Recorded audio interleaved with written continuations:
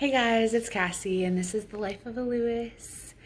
Today I had my final nutrition class, and so that's exciting. All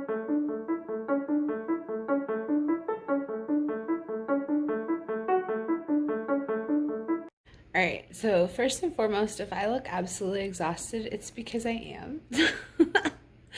This having kids life is just, I'm wiped. So anyway, today's nutrition class was fantastic.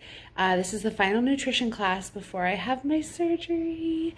And basically, they just went over, mine was on the phone. Typically, it's done in a classroom setting. But today's class was basically just about the different stages of the diet. So the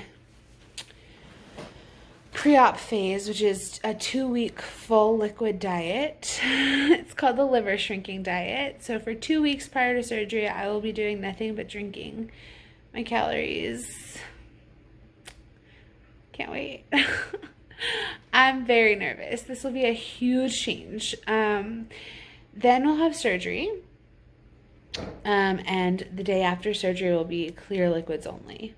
So the pre-op diet is protein liquids for 2 weeks. I guess it's called full liquid. Yeah, the full liquid diet for 2 weeks prior to surgery. Then I'll have surgery. The next day, she said they'll start giving me, you guys have all, most of you have probably seen the kids' medicine cups that are about this big. They want me to take 15 minutes to drink 30 milliliters of clear liquid starting as soon as I wake up from surgery. My brain just cannot compute. Like, you mean to tell me that it is going to take 15 minutes to drink 30 milliliters? What? I told the lady on the phone today, I was like, this is just not making sense to me. She's like, believe me, if you try to drink faster than that, you are going to be sad. So you've got to start training yourself to sip, not gulp. So that's what we're doing today. So I'll start on the clear liquid diet as soon as I wake up with the 30 milliliter cup, and I'm supposed to take 15 minutes to drink it. And then after that, she said that I should be able to have protein liquids by the time I go home. So I'll have to start drinking my protein as soon as I'm ready to go home. At that point, there's a 3-week full protein, full liquid diet.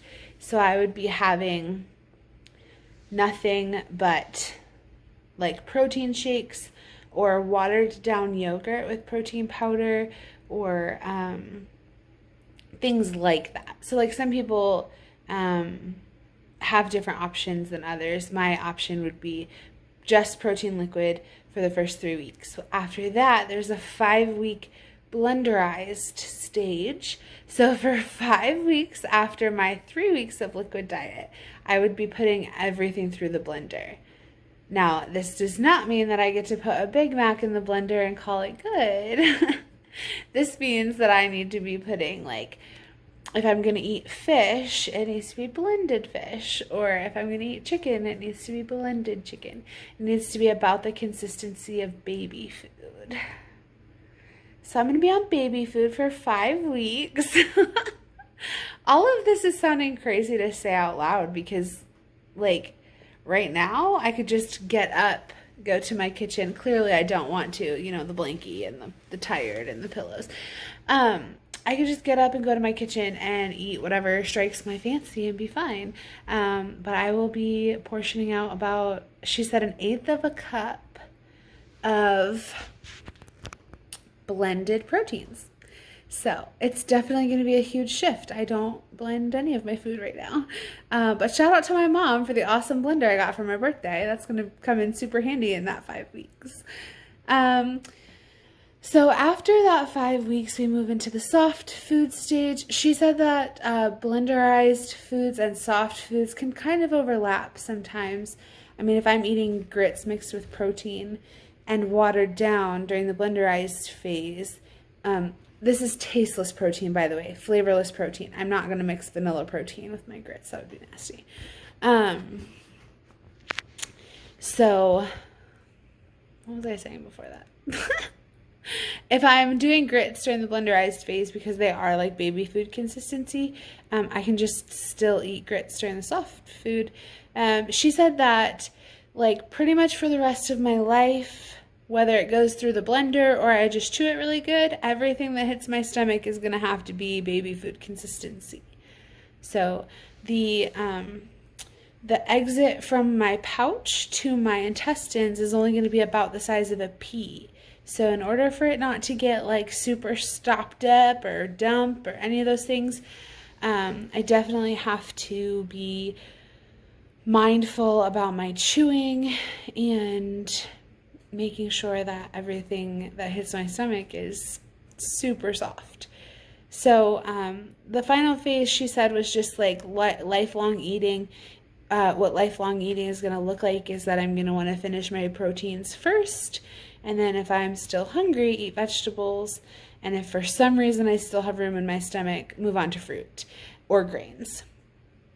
But she said most people, she said in her experience, most people pretty much finish their proteins and then call it a day. Or eat half their protein, half their veggies, and then save the other half of their protein for their next meal. Also, I won't be able to drink water 15 minutes before or 15 minutes after a meal. And my meds are going to have to be like super spaced out. So I'll have to take one medication, then 2 hours later I'll take another, and then 2 hours after that I'll take another, until all my vitamins for the day have been accounted for. That's going to be a really big change, because right now I just throw on my B12 patch, toss the vitamin back, and then keep moving. But yeah, so lots of big changes. Tomorrow's my education seminar. Tomorrow's Thursday. What's the date tomorrow? 10th. Thursday the 10th is my education seminar. And then Friday the 11th is my upper GI scan at radiology. So yeah, then the only thing that I will have left before I have my pre-op appointment, I'm literally spitting, I'm so excited. The only thing that I have left after Friday for my the only thing that I will have left after Friday in order to schedule my pre-op appointment will be my EGD, which is the scope. They're going to put me to sleep. They're going to scope down into my belly. They're going to see if there's any bacteria that they need to biopsy. And if there is, they'll run tests. They'll do all of that. And if there's not, then I just get to go ahead and schedule my pre-op appointment. And at my pre-op appointment, my doctor will go over which surgery I want. I still want gastric bypass. I think the success rate is just higher, just enough of a percentage higher than gastric sleeve for me to really be leaning that direction. I'll do a video about like the choice, like the path I went on to make that choice. Maybe I'll post that later this week. But for now, thank you so much for watching. I really appreciate you guys coming along for this crazy ride. Make sure that you subscribe, like this video, leave me a comment down below if there's specific questions you have about bariatric surgery, or if you just want to say hi. Thanks, guys.